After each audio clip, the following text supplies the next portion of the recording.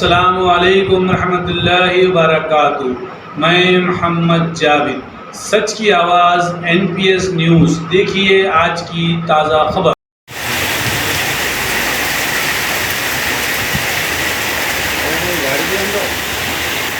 अब भी आ रही रास्ते में।